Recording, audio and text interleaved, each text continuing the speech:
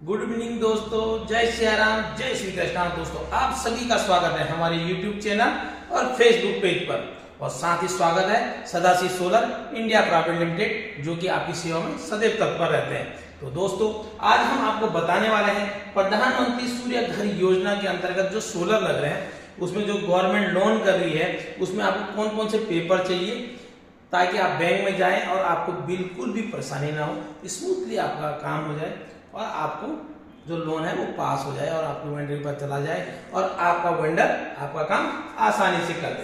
तो दोस्तों सबसे पहले हम आपको जानकारी देना चाहते हैं कि जो ये लोन है जन समर्थन पोर्टल से डायरेक्ट आपका जो वेंडर है वो अप्लाई करता है, और यही पोर्टल दिखाता है कि आपको कौन कौन से बैंक लोन के लिए देने के लिए तैयार हैं।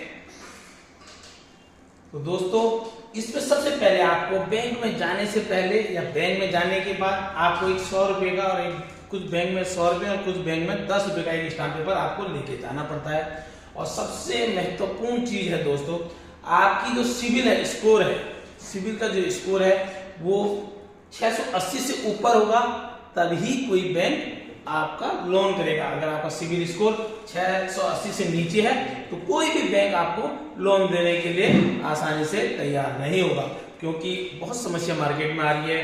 कई फाइलें हमारे पास भी आ रही है, उनका जो सिविल स्कोर है वो 550, 600, 650 के आसपास है, तो उनका लोन बैंक नहीं कर रहा है, वो रिजेक्ट कर दे रहा है। तो सबसे पहले दोस्तों सोलर के लिए अप्लाई करने से पहले अगर आपके पास कैश पैसा नहीं है, आप लोन करना चाहते हैं, तो आपको किसी से डिस्कस नहीं करना है। सबसे पहले अपना सिविल स्कोर चेक करना है। अपने वेंडर को पैसे देने से पहले आपको खुद का सिविल स्कोर चेक करना है।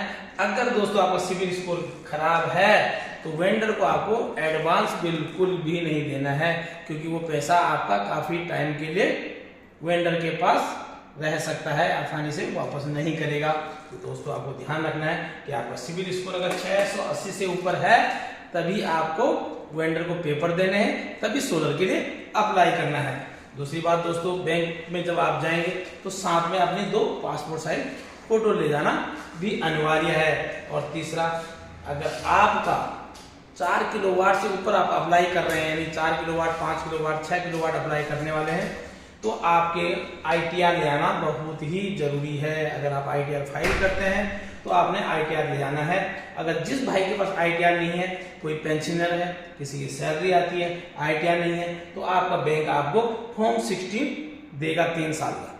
तो या तो आप ITR ले जाएं लास्ट 2 इयर्स, या आप फॉर्म 16 ले जाएं 3 साल का। और 5वीं बात दोस्तों, सैलरी स्लिप आपको जरूर ले जाना है।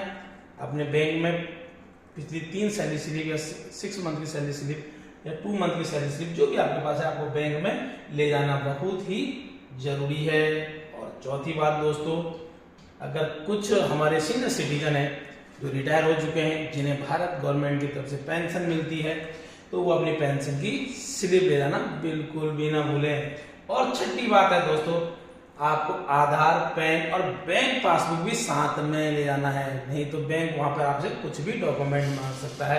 अगर आप वो डॉक्यूमेंट नहीं ले जाएंगे तो आपको वहां पे परेशानी का सामना करना पड़ सकता है।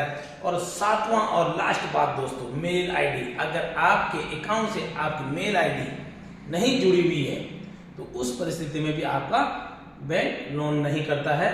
आपको सबसे पहले एक लेटर लिखवाएगा जिसमें आपको बैंक के शाखा प्रबंधक के नाम से एक लेटर लिखना पड़ेगा कि मेरी मेल ID, मेरा अकाउंट ये इस बैंक में है और मेरी मेल ID ये है, इसको मेरे अकाउंट से जोड़ने की कृपा करें। तो दोस्तों अगर ये वीडियो अच्छी लगी हो और आपके समझ में आई हो तो हमारे चैनल को लाइक करें, सब्सक्राइब करें, कमेंट्स करें और अधिक से अधिक शेयर करें। तो दोस्तों आज हमने ये आपको बताया लोन के पेपर।